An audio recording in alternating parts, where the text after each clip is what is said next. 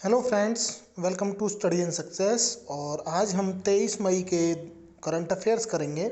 जितने भी important question इस दिन से बनते हैं उनको हम देखेंगे। और लास्ट में मैं आपसे एक क्वेश्चन भी पूछूंगा जिसका आंसर आपको कमेंट बॉक्स में बताना है। तो ये वीडियो आप बड़े ध्यान से देखिए और लास्ट में जो क्वेश्चन पूछूंगा वो भी आप आंसर करके मुझे बताइए। इम्पोर्टेंट क्वेश्चन से शुरू करते हैं जो भी बनते हैं।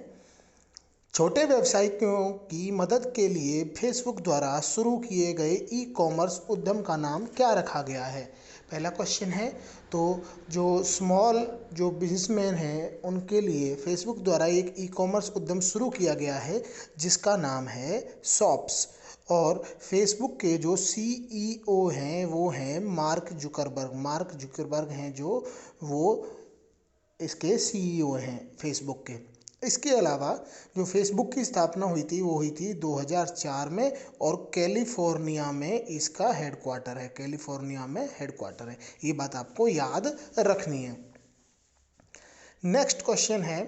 किस भारतीय रेलवे कारखाने ने भारत का सबसे शक्तिशाली स्वदेशी लोकोमोटिव का निर्माण किया है? तो इसका जो सही आंसर होगा वो होगा मधेपुरा इलेक्ट्रॉनिक लोकोमोटिव फैक्ट्री। ये बिहार में स्थित है और इसने भारत के सबसे शक्तिशाली स्वदेशी लोकोमोटिव होता है एक तरह से इंजन, जो रेल का जो इंजन होता है। तो इसकी जो क्षमता है वो है 12,000 हॉर्स पावर। ठीक है, इतनी इसकी क्षमता है और इसको मधेपुरा इलेक्ट्रॉनिक लोकोमोटिव फैक्ट्री में बनाया गया है और पंडित दीनदयाल उपाध्याय जंक्शन से इसका स्वचालन किया गया। नेक्स्ट क्वेश्चन है। हाल ही में सूचना प्रौद्योगिकी और स्टार्टअप नीति 2017 के तहत किस राज्य ने स्टार्टअप फंड की स्थापना की है? तो इस स्टार्टअप फंड की जो स्थापना की है वो की है उत्तर प्रदेश सरकार ने। उत्तर प्रदेश ने startup fund, UP startup fund इसका नाम है, यूपी स्टार्टअप फंड इसका नाम है। ठीक है, ये बात आपको याद रखनी है। और यूपी के जो सीएम हैं वो हैं योगी आदित्यनाथ और गवर्नर हैं आनंदीबेन पटेल। और इस स्टार्टअप की जो टाई अप किया गया है वो किया गया है सिडबी के साथ। सिडबी की फुल फॉर्म है small industrial development bank of India.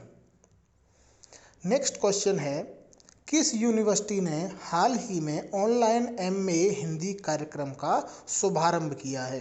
तो अभी हाल ही में एमए हिंदी कार्यक्रम का शुभारंभ किया है Indira Gandhi national open university ने। ये इसने और इसका जो हेडक्वार्टर है वो न्यू दिल्ली में है। इग्नू, इसको शॉर्ट में इग्नू बोलते हैं और इसका हेडक्वार्टर न्यू दिल्ली में है। और जो हमारे एमएचआरडी मिनिस्टर हैं रमेश पोखरियाल निशंक जी, उन्होंने इसका जो है इसको लॉन्च किया। और एमएचआरडी मिनिस्टर जी की जो कॉन्स्टिट्यूएंसी है वो है हरिद्वार उत्तराखंड। अगला क्वेश्चन है। यूनिसेफ ने, और यूनिसेफ की जो फुल फॉर्म है वो है यूनाइटेड नेशंस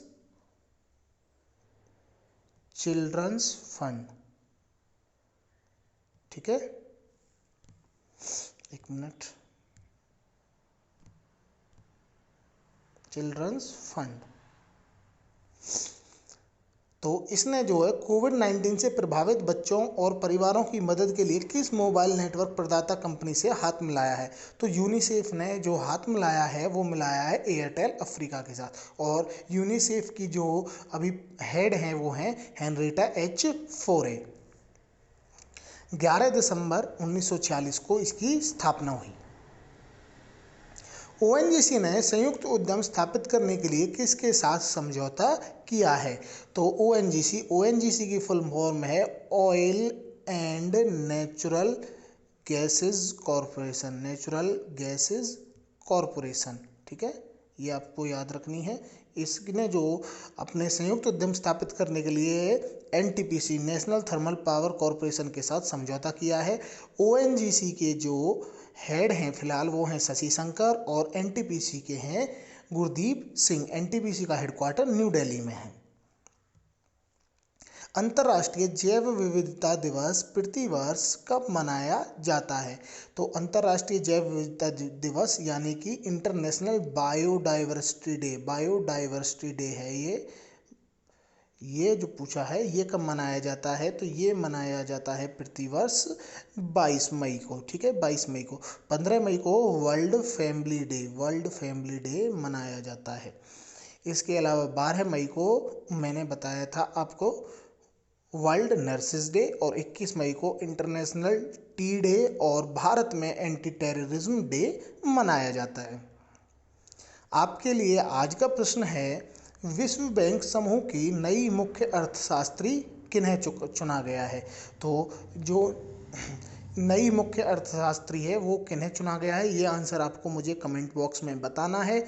और जिनको पता है वो अभी कमेंट करें, अदरवाइज़ नेट से सर्च करें, क्योंकि आप जो कमेंट करते हो या जो चीज़ आप लिख देते हो वो आपको लंबे समय तक याद रहती है। और कल का जो प्रश्न था, कल मैंने आपसे पूछा था, हाल ही में रेजोल्यूशन ऑन कोविड-19 रिस्पॉन्स प्रस्ताव लॉन्च किया है, किसने लॉन्च किया है, तो ये लॉन्च किया है वर्ल्ड हेल्थ ऑर्गेनाइजेशन ने।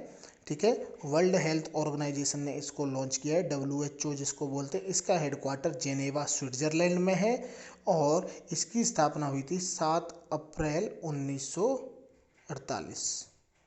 ठीक है, आपको ये बात भी याद रखनी है। और ये रेजोल्यूशन क्यों लाया गया था, क्योंकि ये स्वतंत्र जांच कर सकेगा कि जो कोरोना वायरस है इसको जानबूझ करके फैलाया गया या किसी लैब में तैयार किया या फिर ये प्राकृतिक तौर पर ऑटोमेटिकली फैला। ठीक है, होप करता हूँ आपको वीडियो पसंद आया होगा। प्लीज़ आपको वीडियो पसंद आए तो लाइक करें, शेयर करें और सब्सक्राइब करें। Thank you.